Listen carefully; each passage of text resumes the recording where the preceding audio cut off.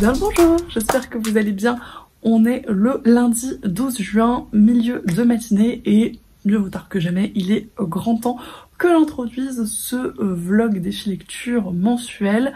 Vlog défi lecture qui va être un petit peu particulier puisque une fois n'est pas coutume, je n'ai absolument aucun livre pour répondre au défi de Lucie qui était donc en rapport avec la musique, notre grand thème du mois de juin, de lire quelque chose qui ne soit pas un roman, donc soit un graphique, soit un essai, soit une nouvelle ou une novella. Je n'ai rien du tout, donc je vais commencer ce vlog par aller fouiner en librairie. J'ai fait des petits repérages graphiques globalement, donc je pense que je vais déjà me concentrer là-dessus, et puis si j'ai autre chose qui me tape dans l'œil peut-être, mais on va commencer par ça déjà et on verra bien ce que ça donne. Peut-être que ce sera un vlog 100% graphique, je ne sais pas.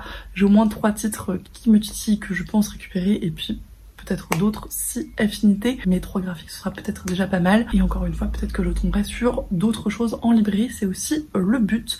Bref, donc je vais essayer de vous embarquer avec moi et de filmer un petit peu là-bas, mais on peut voir que je suis pas toujours très à l'aise dans ces situations, donc on va voir ce que ça donne dans les plans suivants.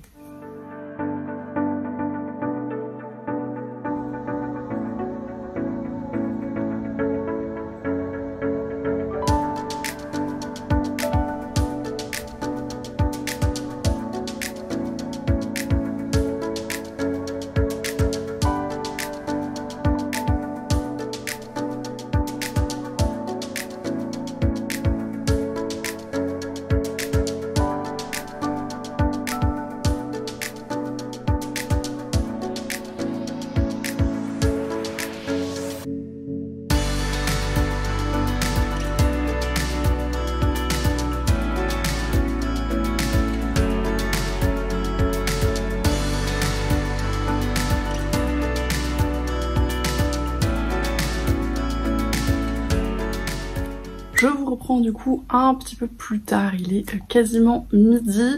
Le tour de librairie est allé assez vite finalement parce que j'avais un petit peu oublié que le lundi matin, la grande majorité des librairies sont fermées, sauf la mystérieuse librairie nantaise, et c'est celle que je ciblais de toute façon majoritairement pour ce défi, donc c'était pas bien grave en soi. Je pense que je referai des petits tours dans les autres librairies ultérieurement si j'ai déjà fini ceux-là et que j'ai envie d'étoffer un petit peu mon défi lecture. Cela étant dit, du coup j'ai trouvé 3 graphiques qui m'inspiraient pas mal pour la consigne autour de la musique. Donc je vais vous montrer ça tout de suite. Le premier, c'est la boîte à musique, c'est dans le titre, j'ai envie de vous dire. Premier tome, Bienvenue à Pandorian aux éditions Dupuis, et c'est par JG et Carbone, et il est absolument magnifique. C'est une série de bandes dessinées que j'ai vu passer absolument partout, qui m'intrigue énormément parce que les dessins sont incroyables.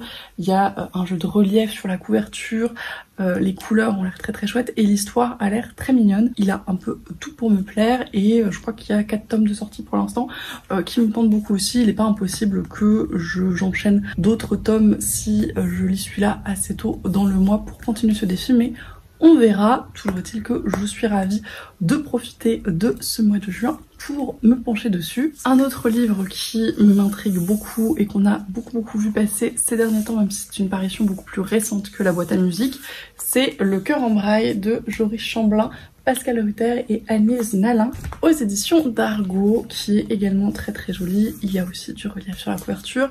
Et alors c'est pas si net que ça qu'il est question de musique dans celui-ci, mais j'ai vu passer des planches où la jeune fille, je crois, jouait du violoncelle et les dessins de la musique étaient très chouettes.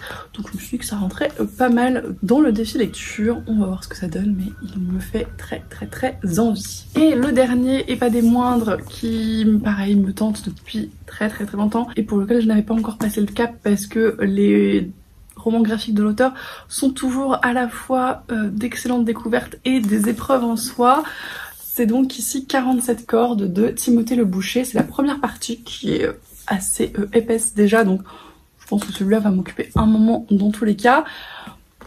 47 cordes, et vu ce que le personnage là est en train de faire, j'avais quand même l'impression qu'on parlait de musique, ou en tout cas de jouer de quelque chose, donc je trouvais que ça pouvait passer un petit peu dans le défi. On verra ce que ça donne à la lecture, mais encore une fois c'était aussi pour me motiver à me le prendre, parce que après mon traumatisme de ces jours qui disparaissent et les vestiaires qui n'étaient pas non plus une franche rigolade, autant j'adore ce que fait l'auteur, autant il faut toujours que j'ai un petit peu de motivation pour y aller, parce que je sais que c'est pas forcément des lectures très rigolotes, mais c'est toujours hyper intéressant et extrêmement bien fait, donc j'ai très hâte de le lire globalement et j'espère vous en reparler très vite. Donc ça me fait une petite pile à lire de 3 graphiques pour là disons ces 10 prochains jours je pense, et je verrai si d'ici la fin du mois j'ai le temps de tenter autre chose en essai, en nouvelle, que sais-je, on verra, mais on va déjà commencer par là, ça me paraît pas mal.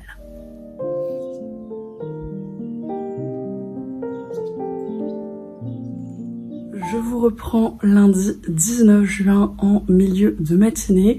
Je n'ai toujours absolument rien lu pour le défi lecture, tout simplement parce que la semaine dernière et jusqu'à hier soir, on faisait un readathon avec des daily vlogs avec Lucie et je voulais pas tout télescoper parce que ça allait être un petit peu compliqué en termes de fichiers vidéo, etc. Donc bref, pour l'instant, je n'ai rien lu, mais je vous reprends quand même parce que j'ai fini de filmer les daily vlogs, mais j'ai reçu ceci dans ma boîte aux lettres ce matin que je n'attendais absolument pas et qui, je pense, provient de Natcha qui... Voilà, je peux me tromper, mais au vu du nom, je pense que c'est lui. Donc je me suis dit que c'était trop dommage de ne pas ouvrir ça en vlog maintenant que les daily vlogs sont finis. Donc ce sera pour le vlog du mois du défi lecture. Tant pis, tant mieux, mais qu'on profite tous de cette ouverture. Donc je vais ouvrir ça. Et c'est un gros carton, je sais pas du tout ce qu'il a fait comme folie là, mais... ça ne va pas du tout. Alors déjà, la boîte est très drôle, voilà, ça me fait beaucoup rire. Et ça se présente comme ceci. Alors j'ai toujours pas une voix incroyable, si vous avez vu les daily vlogs, vous savez, sinon allez profiter de mon petit vlog ASMR, je pense que c'est formidable. Et donc il y a une petite carte, on va voir si c'est bien Natcha, si j'arrive à la sortir. Voilà, victoire.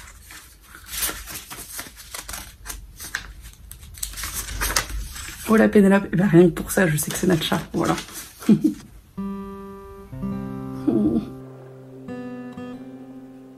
Oh, il a fait de la couture, c'est trop chouette. Et du coup, il m'a fait un petit swap, c'est absolument adorable. Alors, il y a donc un petit menu avec, il m'a mis petit 1, l'accessoire indispensable. Nous avons le petit 1.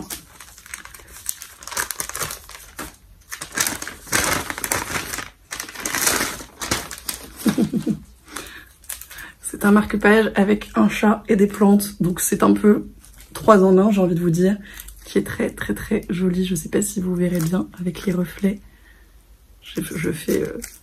je ne sais pas ce que je fais, mais voilà. Il est trop mignon. Petit 2, une belle édition qui va pas rejoindre la palle. Oh, ça c'est toujours sympa. Et donc c'est des paquets en tissu, c'est trop chouette. Oh, il m'a acheté Lavinia. Il m'a acheté Lavinia de Ursula Le Guin, donc dans la réédition de l'Atalante que effectivement j'ai déjà lu avec Lucie. On avait fait une vidéo là-dessus et je la regardais amoureusement à chaque fois que je passais l'Atalante, mais c'était pas le moment pour mon budget livre, donc je prévoyais de l'acheter dans un futur relativement proche et il me l'a offert. Du coup, c'est absolument adorable. Merci beaucoup Natcha. Ça me fait très plaisir. Je sais pas si ça c'est le 3 ou pas. Je crois qu'il y a eu un numéro qui s'est enfui. Ah bah le 3 est là, donc je suis pas très bien avancée.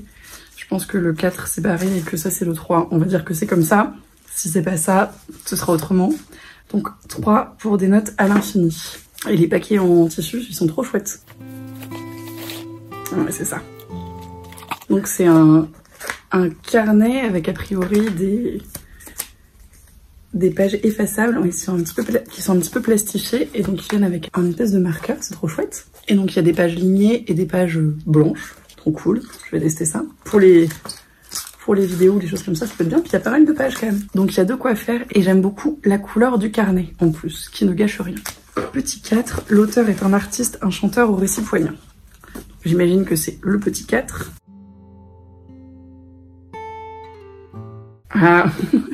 On en avait parlé tous les deux, je sais plus dans quel contexte, mais c'est donc Les Aveuglés, le Palais des Murmures de Loki Noté, aux éditions Michel Lafon. Loki Noté, je l'avais vu, je crois, sur Danser avec les stars initialement, et j'avais écouté un peu de sa musique ensuite, que j'avais beaucoup apprécié aussi, et ça a l'air d'être une personne très intéressante. Et j'ai vu qu'il avait sorti un livre d'un peu nulle part, parce que je l'ai pas vu passer, et donc ça m'intriguait pas mal, et on en avait discuté comme ça avec Natcha, encore une fois je sais plus dans quel contexte, donc il s'en est souvenu manifestement, et ça me fait très plaisir encore une fois.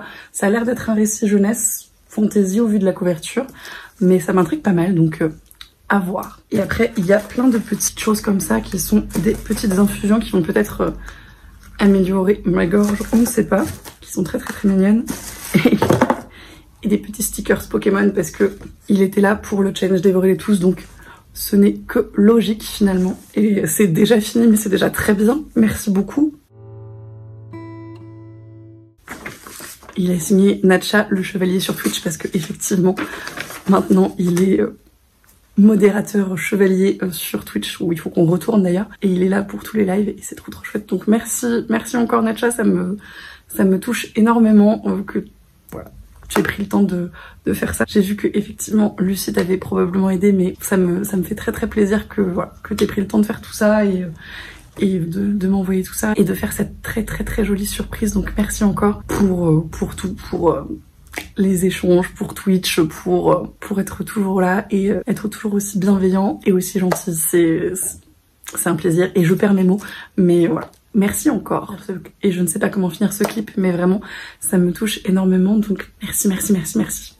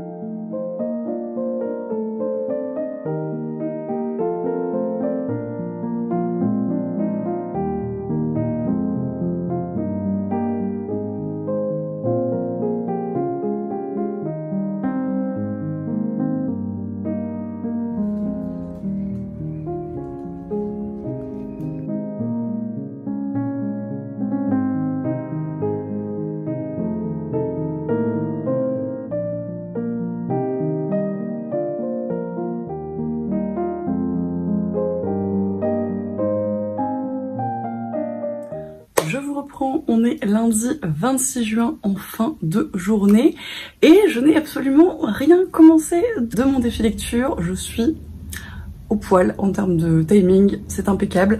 Je pense que je me rassure en me disant que c'est des graphiques et que ça va se lire vite, mais il faudrait quand même les commencer. J'étais en congé aujourd'hui, mais je n'ai pas encore lu, malgré l'heure tardive, puisque j'étais à Terra Botanica toute la journée avec une amie, et je vous aurai normalement inséré quelques plans juste avant. Si jamais vous êtes autour d'Angers ou que vous y passez et que vous avez l'occasion, c'est un parc que je vous recommande chaudement. C'est autour des plantes, des végétaux, et c'est un parc thématique. Alors il y a quelques petites attractions, en gros c'est des petites tours de certains spots du parc, mais globalement c'est très chouette, très bien fichu. Il y a énormément d'ombre et de fraîcheur, donc pour les chaleurs qui s'annoncent pour cet été, je pense que c'est le spot parfait.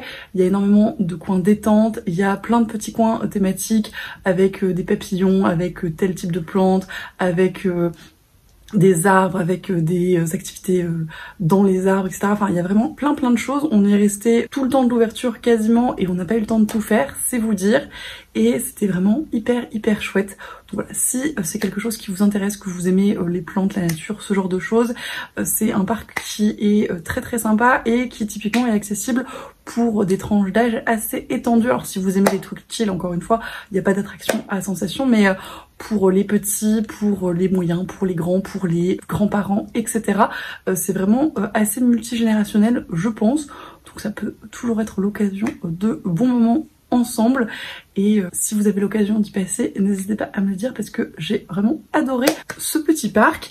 Toujours est-il qu'il faudrait que je me mette à ma lecture et ce soir j'ai bien envie de me faire Le cœur en braille de Joris Chamblin, Pascal Rutter et Anne-Lise Nalin. Je pense que c'est celui qui me tente là aujourd'hui le plus des 3 livres de ma pile à lire. C'est publié chez Dargaud et c'est une toute petite BD donc je pense qu'elle va se lire assez vite et je vais m'attaquer à ça là sur la soirée. Pas instantanément puisque Lucie vient de faire sortir sa vidéo swap donc sur le déballage du colis que je lui ai envoyé et il me tarde d'aller voir ça, donc c'est ce que je vais faire là tout de suite maintenant, mais juste après je m'attaque à celui-ci et je vous en reparle, je l'espère, dans la foulée.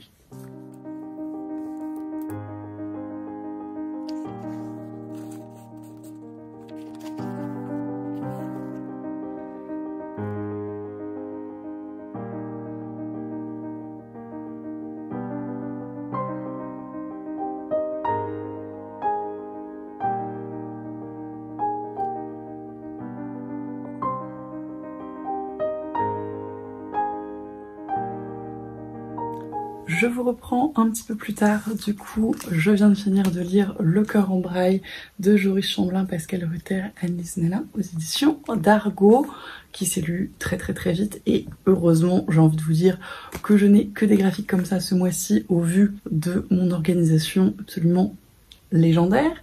Bref, c'était une très chouette lecture, j'ai absolument adoré le style graphique et les couleurs qui sont assez douces, qui sont assez tendres et qui vont très bien avec le ton du bouquin parce que globalement c'est une histoire qui est assez douce, assez tendre, pleine de bons sentiments et de cette espèce d'émerveillement de l'adolescence. C'est, sans trop vous en dire parce que c'est une bande dessinée qui encore une fois se lit très vite, une histoire d'amour entre 2 adolescents et ça se vend un petit peu dans le titre. Il y a une histoire de cécité, il y a une histoire de personnes non-voyantes et c'était très chouette. Voilà, encore une fois très mignon, très tendre.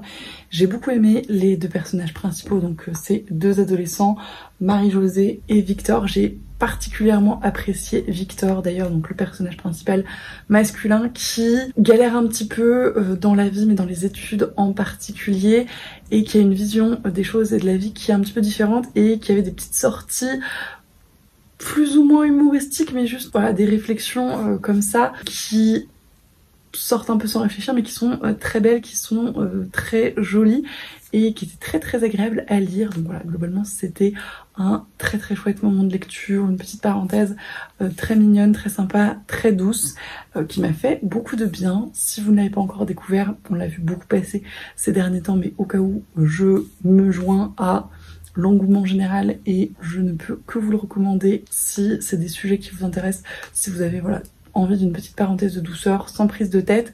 Ça va pas révolutionner le genre mais ça fonctionne très bien. Les dessins sont très chouettes et encore une fois sont en très belle adéquation avec le ton du récit, avec tout ce qui se passe. Il y a un petit côté voilà amour adolescent un peu grandiloquent parfois mais qui est logique dans le contexte et qui fonctionne très bien. Voilà, j'ai passé un très bon moment. Il me reste du coup 2 livres dans ma pile à lire, le Timothée le Boucher et La boîte à musique. Je pense que je lirai Timothée le Boucher demain parce que j'ai le temps. Donc c'est comme c'est le plus gros de mes graphiques, ce sera celui qui passera la casserole à ce moment-là. La boîte à musique, je sais pas encore si je le commence ce soir ou si je le lirai mercredi, mais ça devrait être dans ces eaux-là. De toute façon, là, je vais essayer de regrouper au maximum sur les 3 jours.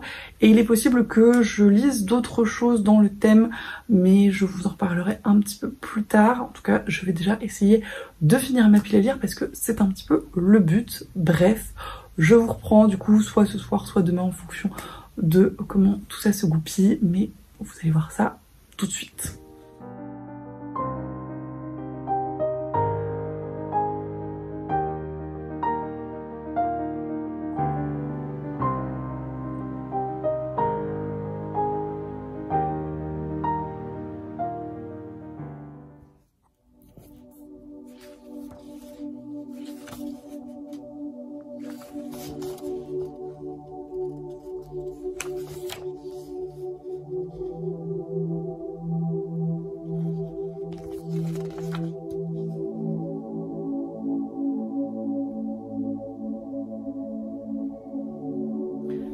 Je vous reprends, on est mardi 27 juin il est 10h30, quelque chose comme ça.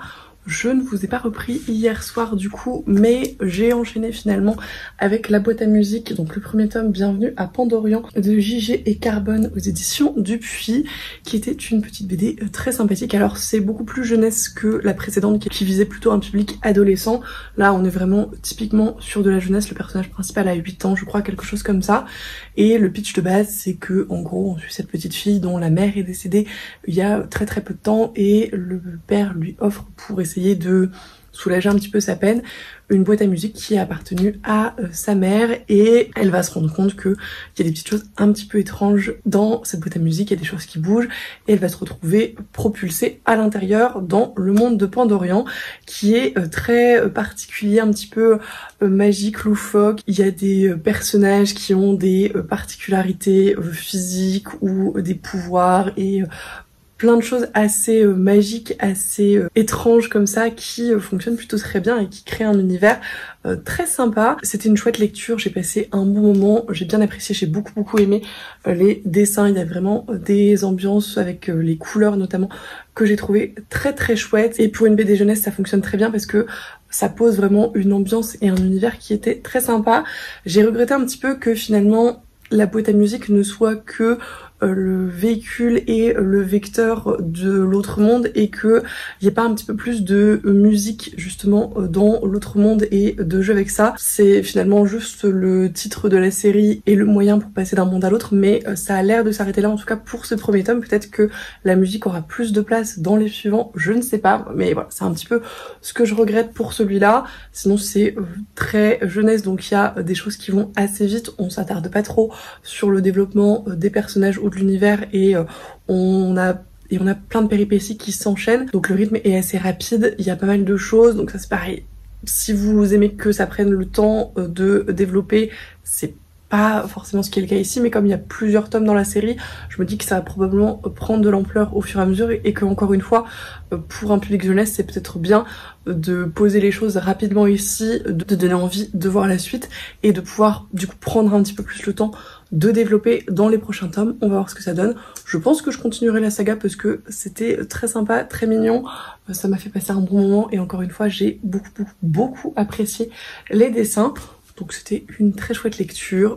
N'hésitez pas à me dire si vous l'avez lu parce que je sais qu'elle a pas mal tourné et que pas mal de gens l'ont déjà découvert. Et du coup la matinée est déjà un petit peu avancée, et ce matin je me suis attaquée au plus gros bébé de cette vidéo je pense. 47 cordes de Timothée Le Boucher, donc c'est la première partie aux éditions Glénat, qui est un peu ma stock. J'ai lu du coup 81 pages sur 380 environ, donc j'ai bien entamé, mais je suis bien loin d'avoir terminé. Et pour vous donner un petit peu le pitch de base que j'ai découvert juste à la lecture du bouquin, parce que je n'avais pas du tout lu le résumé, si vous ne voulez rien savoir, je vous mettrai un timer pour sauter et passer directement à ce que j'en pense pour l'instant. C'est du coup l'histoire de ce personnage qui est une métamorphe, qui est capable de changer de forme à volonté et de se transformer du coup en homme, femme, de toutes les caractéristiques physiques, qui tombe amoureuse, en tout cas c'est comme ça que c'est écrit dans le résumé, c'est plutôt qui développe une obsession pas très saine pour ce jeune homme, et qui du coup va commencer à le suivre en changeant à chaque fois d'apparence pour éventuellement nouer une relation avec lui et trouver l'apparence qui lui convient le mieux. En tout cas c'est comme ça que je le comprends pour l'instant, et c'est une ambiance qui ressemble à celle que j'ai pu découvrir dans les autres récits de l'auteur. C'est très particulier, il y a un côté un petit peu étrange, un petit peu malsain dans les regards des personnages, dans la façon dont se tissent les relations. Il y a des moments où le personnage regarde presque directement le lecteur, donc il y a ce côté un peu d'étrangeté qui est très bien matérialisé, et avec cette histoire qui est pas extrêmement saine globalement, parce que clairement elle le harcèle même si lui n'en a absolument aucune idée. Donc ouais, il y a tout ce côté un petit peu étrange qui est très présent dans le récit, et qui fonctionne très bien, mais qui donne encore plus envie de lire l'histoire finalement. Et j'aime toujours autant le trait de crayon de l'auteur. Alors encore une fois, ça participe à l'étrangeté et il y a des planches, il y a des cases qui mettent un petit peu mal à l'aise. Mais typiquement, j'aime beaucoup le caractère design de ce personnage qui est le personnage d'ouverture de la métamorphe, le design d'ouverture de la métamorphe et qui fonctionne très bien et qui, pareil, joue un peu dans les cases et dans la mise en page et qui est très chouette. Ce qui est intéressant aussi avec ce personnage de la métamorphe, c'est que du coup, il y a parfois une espèce d'ambiguïté parce que autant à certains moments, on voit ces transformations et on sait du coup qu'elle passe de tel personnage à tel personnage. D'ailleurs, les scènes de transformation sont toujours hyper intéressantes graphiquement et dans la mise en scène parce que parfois on ne voit que l'ombre qui se transforme, etc. Et ça marche extrêmement bien. Mais des fois, on voit pas la transformation et donc on saute d'une case à l'autre et il y a quelques moments un petit peu ambigus où on voit plusieurs personnages et on se demande quelle va être sa prochaine incarnation, quel va être son prochain physique. Et du coup, on a un peu comme ce personnage à pas savoir à quoi il va ressembler. Alors lui n'a aucune idée qu'elle existe pour l'instant, là où j'en suis. Mais du coup, voilà, il y a cette incertitude qui est assez intéressante également, je trouve. Pour ce qui est de la musique pour l'instant, parce que c'est quand même le grand thème de ce défi, donc 47 cordes, je pense que ça fait référence à la profession du personnage masculin qui est harpiste. Alors pour l'instant c'est juste évoqué, mais là j'en suis à un moment où il va rejoindre un nouvel orchestre et je pense que du coup la musique va prendre un petit peu plus de place dans l'histoire, à voir. En tout cas ça peut être très chouette en fonction de comment c'est fait, mais j'ai l'impression que ça va quand même être assez important, en tout cas c'est dans le titre, donc à suivre. Mais voilà, pour l'instant c'est très intéressant, très particulier, encore une fois très étrange, ouais, très bizarre, mais comme beaucoup encore une fois des récits de l'auteur. Donc si jamais c'est des choses qui vous intéressent, je pense que vous pouvez y aller les yeux fermés sur Timothée le Boucher parce que c'est un petit peu sa marque de fabrique. Mais moi je vais continuer ça tranquillement dans la journée, entrecoupé de lecture de romans, mais voilà, ça va me faire ma journée, je pense.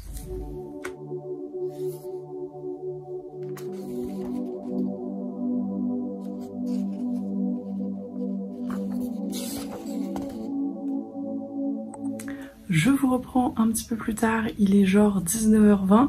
J'ai pas beaucoup avancé aujourd'hui finalement parce que j'ai dû complètement préparer la vidéo du jour qui n'était même pas tournée, donc le temps de filmer, monter, ranger, programmer, etc. Ça m'a pris pas mal de temps. Je viens de lire une 50aine de pages quand même du coup de 47 cordes et il vient d'avoir un passage très étrange mais qui reste dans l'ambiance étrange du bouquin où en gros il y a une cantatrice célèbre qui embauche des gens pour faire les objets. Ils sont tous habillés en espèce de combinaison moulante et il y en a qui font les murs, il y en a qui font les tables, il y en a qui font les chaises et il y a cette espèce de rapport de domination très étrange qui est installé et c'était très particulier comme scène. Graphiquement c'est pareil, c'est très étrange, ça c'est intéressant en termes de dessin, etc. Mais ouais, très bizarre dans l'ambiance que ça crée et dans les trucs un peu malsains d'observer, de voir ça. Donc ouais, très curieux comme scène. Il y a toujours cette métamorphe qui plane en fond et qu'on voit se changer au fur et à mesure et incarner différentes personnes. Donc ça c'est pareil, ça joue pas mal dans l'ambiance. Et puis du coup là le personnage principal vient d'entrer dans l'orchestre et on se rend bien compte que les dynamiques dans l'orchestre ne sont pas non plus extrêmement bienveillantes et extrêmement sympathiques et que ça va probablement avoir des conséquences dans la suite. Donc voilà, ça rajoute un petit peu de sel sur l'ambiance également, mais bon, ça reste toujours prudent et intéressant et j'ai envie de savoir ce qui va se passer, quelles vont être les interactions du personnage principal avec les multiples incarnations de la métamorphe qu'il a pu croiser, etc. Et d'en savoir un petit peu plus sur l'univers également. Donc voilà, c'est très chouette. On a eu un passage de musique du coup narré par le dessin qui était aussi plutôt intéressant. C'est bien parce que ces différentes lectures, ça permet de voir aussi différentes façons d'interpréter la musique à l'écrit ou en dessin et c'est hyper intéressant. Donc voilà, je continue avec plaisir, je vais essayer d'avancer encore un petit peu avant d'aller manger, mais pour l'instant c'est une lecture très étrange, pas forcément toujours très sympathique, mais néanmoins passionnante et j'ai hâte de continuer. Je vous reprends, j'ai encore un petit peu avancé, j'en suis page 250, quelque chose comme ça, donc il me reste pas grand chose pour finir. C'est toujours très chelou à plein de niveaux, on voit cette espèce de société secrète des métamorphes qui est très particulière et a plein de fantasmes et d'espèces de de soirées un peu libertines, étranges, de gens qui se métamorphosent. Il y a plein de trucs très étranges, mais qui du coup permettent de dessiner des formes et des corps un petit peu différents. Enfin, ça fonctionne bien, mais c'est très bizarre. Et du coup, on en sait un petit peu plus sur cette histoire de 47 cordes. C'est un peu le pitch de base. En gros, il y a une incarnation de la métamorphe qui va proposer des défis à Ambroise pour lui faire gagner une harpe et les 47 cordes qui la composent, et des défis qui sont censés le faire devenir meilleur harpiste. En tout cas, c'est comme ça que c'est présenté initialement, mais qui sont parfois un peu malsains, un peu étranges, et qui continuent à jouer avec cette relation ambiguë et particulière. Donc voilà, il y a toujours ce côté très très étrange dans la narration, dans les personnages, dans le dessin, dans l'ambiance. Mais ça c'est toujours très bien, et j'ai envie de savoir ce qui se passe et quel est ce monde de métamorphe un peu bizarre. Donc voilà, je vais continuer, je vais probablement finir dans la foulée. Je sais pas si j'aurai quelque chose de pas spoilant à vous dire de plus, mais on va voir ça. Je vous tiens au courant un petit peu plus tard. Je vous reprends, il est un peu plus de 21 h. Je viens de finir 47 cordes de Timothée Le Boucher aux éditions Glénat. J'ai bouffé la fin. Et c'était très intéressant. Je sais pas si je peux dire cool, parce que c'est toujours aussi étrange et l'ambiance est toujours aussi bizarre et malsaine, et il y a plein de trucs qui sont très dérangeants, mais c'est fait exprès et c'est très bien retranscrit, et l'univers est très intéressant et on a envie d'en savoir plus et de comprendre plein de choses et de voir comment ça évolue. Et il y a plusieurs choses qui se mêlent. Du coup, il y a ce truc avec la métamorphe et tout ce pan-là un petit peu fantastique qui est très intéressant. Et on a aussi une espèce d'enquête qui se met en place, parce que il y a un corbeau dans l'orchestre et il y a des lettres de menaces, etc. Donc ils vont essayer d'enquêter autour de ça. Donc il y a vraiment plein de fils qui se mêlent. Il y a les relations avec les personnages, les différents personnages de la métamorphe. Il y a voilà, vraiment plein de choses qui s'entremêlent, et c'est absolument passionnant à lire. Ça se lit tout seul, ça se lit très vite, ça fonctionne extrêmement bien. Autre point positif, il y a pas mal de représentations, notamment transgenres, LGBT. Il y a des sexualités un petit peu différentes également, avec voilà, des choses un petit peu malaisantes parfois, mais qui sont intéressantes dans la façon dont c'est traité. Et il y a une représentation d'achondroplasie aussi, et de ce que ça implique à certains niveaux. Alors c'est un personnage assez secondaire, mais ça reste quand même intéressant. Et voilà, sur les questions d'identité, de sexualité, de choses comme ça, c'est plutôt intéressant également. Et ouais, c'était une lecture hyper intéressante, très étrange encore une fois, mais j'ai dévoré le bouquin et j'ai très hâte de lire la suite. Je crois que ça sort dans quelques mois, je sais pas exactement, je vous le remettrai si je le trouve, mais ça m'intrigue beaucoup. Donc c'est une duologie, donc ça va être fini au prochain tome, mais je pense qu'il va être aussi gros que celui-là, donc il y a de quoi faire. Et ouais, c'était très étrange, mais très intéressant, et je suis très contente de l'avoir lu, même s'il m'intimidait pas mal pour ce défi lecture. Encore une fois, c'est toujours le même principe avec l'auteur, c'est perché, mais c'est intéressant et j'aime beaucoup ce que je lis, donc c'est très cool. C'était donc la dernière lecture que j'avais prévue dans ma pile à lire pour ce défi lecture, et on est déjà le 27 juin. Je pense peut-être réussir à lire autre chose, mais on va voir, je vous reprendrai à ce moment-là demain pour vous dire ce qu'il en est, pour vous présenter tout ça. Je garde un petit peu de suspense de quelques secondes pour vous, je ne sais pas si ça a grand sens, mais voilà. Je vous reprends un petit peu plus tard pour vous montrer tout ça. Je vous reprends rapidement mercredi 28 juin au matin. Je me suis dit que j'allais quand même vous faire un petit bilan de mes 3 normalement premières lectures de ce défi lecture. Donc des 3 BD que j'ai lus pour le défi de Lucie, qui était de lire des livres qui ne sont pas des romans en rapport avec la musique. J'ai donc lu Le cœur en braille de Joris Chamblin, Pascal Rutter et Annelise Nalin aux éditions d'Argo, qui était une chouette BD plutôt orientée ado, je pense, autour d'une histoire d'amour qui était très mignonne. J'ai absolument adoré les dessins, et voilà, c'était un peu ado parfois, mais ça passait plutôt très bien et j'ai passé un très chouette moment. J'ai lu ensuite le premier tome de La Boîte à musique de DJ et Carbone, Bienvenue à Pandorian aux éditions Dupuis. J'ai beaucoup aimé les dessins, là encore, c'est résolument plus jeunesse que la précédente, mais c'était très sympa, le monde est assez merveilleux. Mon petit bémol, c'est que assez peu en rapport avec la musique finalement, à part cette histoire de boîte. Donc j'espère que ça le sera plus dans les prochains. Et le dernier que j'ai fini hier, la première partie de 47 cordes de Timothée Le Boucher aux éditions Glénat, qui est lui bien adulte, hein, avec des thématiques bien lourdes, bien malsaines, comme Timothée Le Boucher sait extrêmement bien les faire. On parle voilà, de beaucoup de sujets qui ne sont pas à mettre entre toutes les mains, clairement. Et c'était vraiment une lecture très particulière, très dérangeante à certains niveaux, mais assez fascinante et captivante globalement, et que j'ai vraiment dévoré, qui était extrêmement addictive. J'ai hâte de voir la suite et d'avoir un petit peu le fin mot de l'histoire.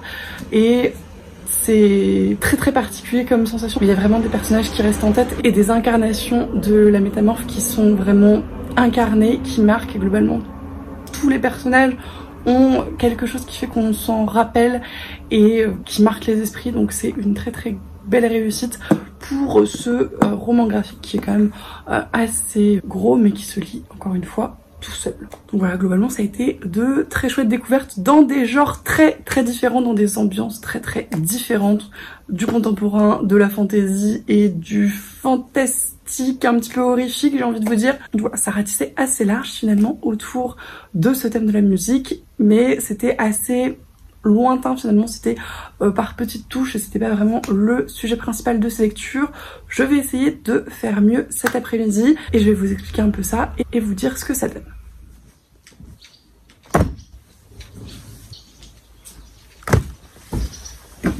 Je vous reprends un petit peu plus tard, du coup on est toujours mercredi 28 juin. Fin de journée globalement. Je viens d'arriver chez mes parents et étant donné le thème de ce défi lecture du mois de juin, la musique, j'en ai profité pour demander à ma référence en matière de bande dessinée et un petit peu de musique également, c'est-à-dire mon papa qui m'a sorti toute sa collection très clairement. Donc je ne lirai pas tout ce soir parce que là je pense que si j'ai le temps d'en lire un ou deux ce sera le max, mais je me suis dit que j'allais quand même vous en parler rapidement parce que si vous cherchez des lectures graphiques en rapport avec la musique, vous avez largement de quoi faire dans cette sélection. J'en profite pour lui glisser un petit peu de pub du coup parce qu'il m'a bien aidé. Il a lui-même déjà sorti, publié, écrit, tout ce que vous voulez, des bandes dessinées en rapport avec la musique et la danse que j'ai d'ores et déjà lu, donc ils ne rentreront pas dans ce défi lecture, mais que je vous laisserai juste là en barre d'infos si vous voulez y jeter un coup d'œil. Et il m'a sorti du coup un certain nombre d'options. Les premières, c'est les éditions Petit à Petit qui font a priori des espèces de recueils thématiques autour d'un artiste. Donc ici, Charlélie Couture en bande dessinée, les chansons. On a les chansons de Barbara en bande dessinée et les chansons de Thomas de Fersen en BD également, qui sont à chaque fois réalisées par des artistes différents pour chaque chanson et forment du coup un petit recueil. Donc voilà, si vous avez des artistes favoris et que vous voulez découvrir leurs œuvres d'une autre façon, ça peut être l'occasion, ou si vous avez des fans, que sais-je. Dans la même veine, mais plus axé sur le jazz, on a tout ça qui sont donc sur des formats un petit peu particuliers en termes de bande dessinée, des recueils qui s'appellent BD Jazz, donc ici pour Ben Webster par exemple, qui pareil mettent en image son œuvre a priori, et il y a les CD à écouter en même temps, donc pour allier la musique et la bande dessinée. Et il y a ça pour un certain nombre d'artistes que je ne vous citerai pas tous parce que je suis pas très au fait du jazz, mais il y a notamment Django Reinhardt, celui-là je le connais, Stan Getz, enfin voilà, il y a un certain nombre de jazzman, n'est-ce pas, avec à chaque fois des styles graphiques assez différents.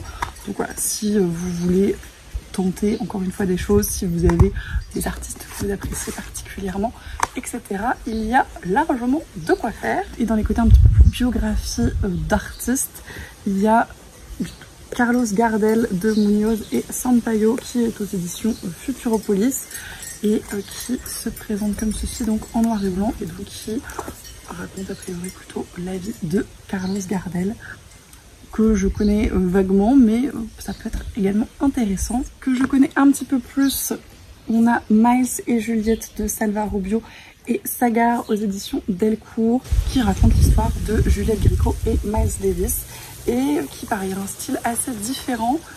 Pour le coup il y a des couleurs, c'est un petit peu plus sombre mais ça m'a l'air assez sympa également, donc pourquoi pas, peut-être que je lirai aussi celui-ci. Enfin je vais voir, je ne sais pas du tout combien de temps ça va me prendre. Et le dernier qui m'a recommandé c'est Jazzman de Jop aux éditions Albin Michel qui est beaucoup plus épais, on est plus sur du format roman graphique que sur de la bande dessinée et on est sur du noir blanc bleu qui est assez sympa. J'aime beaucoup le style graphique et celui-là il m'en a dit le plus grand bien, donc je ne sais pas si je vais avoir le temps de le lire étant donné qu'il est gros, mais pourquoi pas, à voir. Il y a un trio insolite formé par un barman amnésique, un saxophoniste dépressif et un jeune prodige de l'électronique qui compte bien réveiller la population. Voilà. Je ne sais pas du tout, mais ça a l'air plutôt assez fun, donc pourquoi pas. Voilà. J'ai largement de quoi faire pour cette fin de défi lecture. C'est bien, ça va me faire sortir un petit peu de ma zone de confort. C'est des bouquins dont je n'ai absolument jamais entendu parler, donc c'est aussi l'occasion de faire des découvertes et c'est un petit peu le principe des défis lecture. Je vais aller commencer ça tranquillement parce que sinon je n'aurai jamais le temps d'en lire autant que je le souhaite et je vous en reparle quand j'ai des petites choses à vous raconter.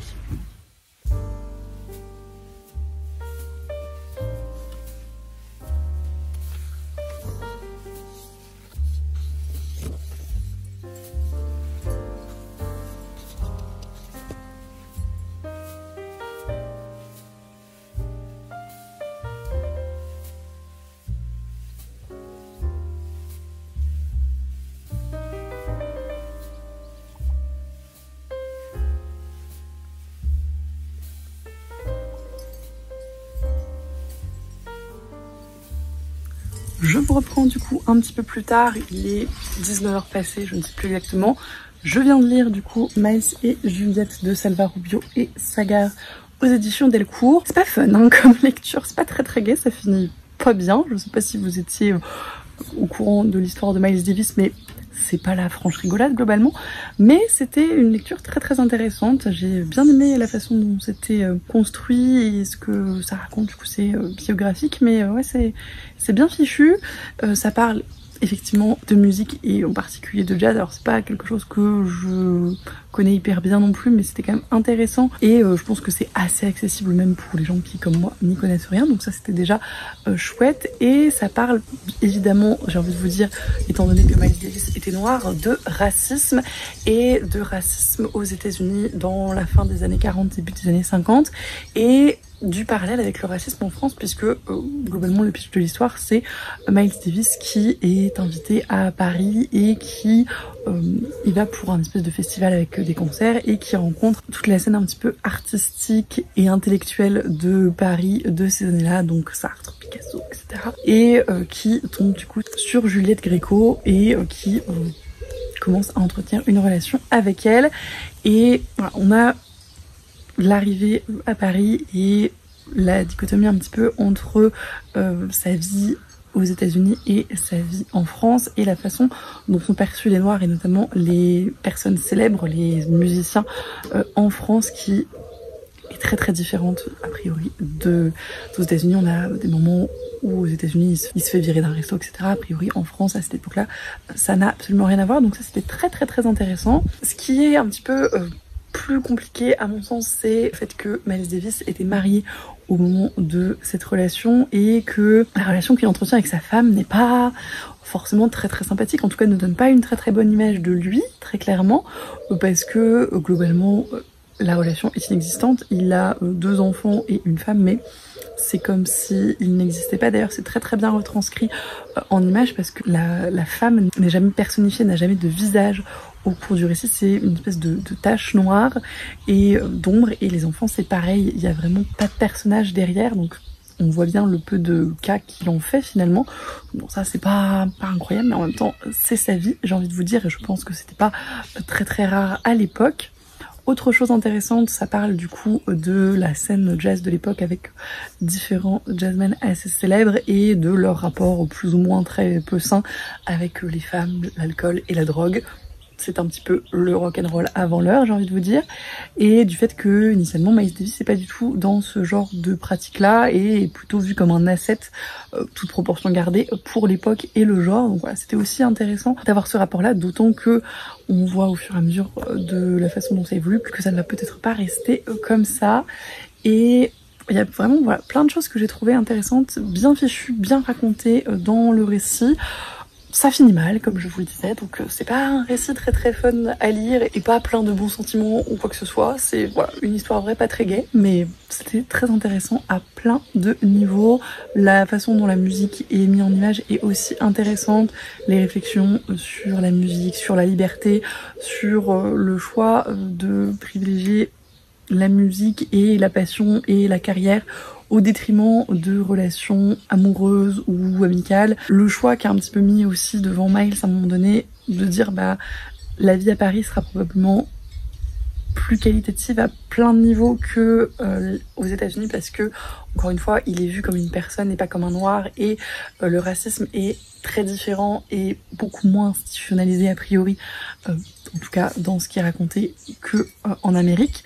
Mais d'un autre côté, et bah sur sa création, sur sa vision musicale et sur les choses qu'il peut faire, et bah c'est pas du tout la même chose. Donc voilà, il y avait vraiment plein de sujets importants, plein de réflexions intéressantes, je trouve. Donc c'était une lecture très très chouette. Je ne l'aurais clairement pas lu sans ce défi lecture, je pense, mais je suis contente de l'avoir fait parce que c'était une chouette découverte. C'est pas le style graphique que je préfère globalement, mais je trouve qu'il retranscrit bien cette ambiance assez sombre de café, bar, assez embrumé, plein de fumée, enfin de café de jazz avec vraiment voilà, cette musique, cette ambiance assez feutrée, etc. Je trouve que finalement ça marche bien avec le genre, donc voilà, c'était une chouette lecture. Et si jamais vous êtes intéressé par la vie de ces deux personnages et pour en apprendre plus, je ne peux que vous la recommander. Si vous aimez la musique, le jazz, ce genre de choses, je pense clairement que ça peut vous plaire. Et encore une fois, je suis très contente de l'avoir découverte. Du coup, on est mercredi 28 juin en soirée et très réalistement je pense que c'est la dernière lecture que je ferai pour ce vlog, parce qu'il faut encore que je le monte et je ne sais pas du tout combien de temps il va faire, et je vais avoir lu 4 graphiques, je trouve que c'est pas mal. J'ai fait de chouettes découvertes et je sais que mon père en a pléthore si jamais j'ai envie de me replonger dedans. C'est donc le moment tant attendu de l'ouverture de la carte du défi lecture de juillet que Lucie m'a envoyé à l'occasion de notre swap et qui attend sagement son heure depuis. On va regarder tout de suite ce qu'elle a prévu pour le mois prochain. On est sur une très chouette carte. Je crois qu'elle m'avait déjà envoyé une carte de cet artiste parce que ça me dit quelque chose. J'aime vraiment beaucoup les couleurs. C'est à la fois été et dans le thème, puisque pour le mois de juillet on avait choisi le thème révolution et je sais pas, avec le soleil, etc. Je trouve que ça colle très bien et je la trouve très jolie. Ouais, dans les nuages, je crois que ça me dit quelque chose. Alors, et coucou, on se retrouve pour la carte de juillet. Mais what, déjà quoi, oui. L'année passe beaucoup trop vite. Évidemment, nous sommes le 20 et je n'ai pas terminé le défi de jour. J'avais pas commencé à ce moment-là, donc tout va bien. Mais après cette semaine de daily vlog de folie, je suis pardonnable. Oui, tout à fait. Toujours est-il que cette année de défi est un vrai plaisir. J'adore chacun de nos échanges autour de ça et des 150 000 autres projets restants. Spoiler alerte vidéo. Je ne me lasse pas de m'épuiser à la tâche tant c'est plaisant. Alors encore une fois, sans originalité, merci à toi. Merci pour tout ça, mais aussi pour tout le reste, pour l'aspect impalpable, l'humain, nos échanges, nos rires, nos discussions, nos soutiens mutuels. Tu es beaucoup trop mignonne et oui, merci. Il ne manque qu'une rencontre finalement, j'ai hâte. Et moi aussi, il faut qu'on s'organise ça. On ne se dit jamais assez de mots qui font du bien. Et tu as bien raison. Pour en revenir au défi lecture de juillet, je te propose de lire une uchronie, un livre censuré, ici ou ailleurs, maintenant ou dans le passé, et ou un classique engagé socialement, féministe, social, LGBTQIA+, mais un classique. Pour moi, ces 3 défis au choix, oui j'espère, proposent beaucoup de choix dans la thématique du mois. Si tu es motivé, tu peux trouver un de chaque, mais un des 3 suffira évidemment. J'espère que tu seras inspirée. Évidemment, si je te les propose, c'est parce que ça m'inspire. Donc j'ai hâte de voir tes choix. Encore merci pour tout. Bisous Lucie. Et encore merci à toi. Je répète, une uchronie, un livre censuré ici ou ailleurs, maintenant ou dans le passé, et ou un classique engagé socialement. Et je vais aller réfléchir tranquillement à tout ça. De toute façon, ce sera l'objet du vlog du mois de juillet. Donc vous verrez ça à la fin du mois prochain. Et je vais aller surtout monter ce vlog qui va probablement être beaucoup trop long. c'est donc la fin de ce vlog défi lecture pour le mois de juillet. Merci de l'avoir regardé jusqu'au bout si vous êtes encore là. Comme d'habitude, j'espère que ça vous a plu. N'hésitez pas à me dire si vous connaissez certains des titres que j'ai présentés, si vous en avez déjà lu certains, si vous avez d'autres recommandations à me faire dans le genre, parce que ça me permettrait peut-être de faire de belles découvertes également. Je n'en doute pas. Je vous remercie comme d'habitude pour tous vos commentaires, tous vos messages, tous vos retours, tous les échanges qu'on peut avoir. C'est toujours un plaisir. Merci vraiment d'être toujours de plus en plus nombreux et de plus en plus actifs en commentaire. Ça me touche énormément. Je vous souhaite bien évidemment d'excellentes lectures et je vous dis à la prochaine.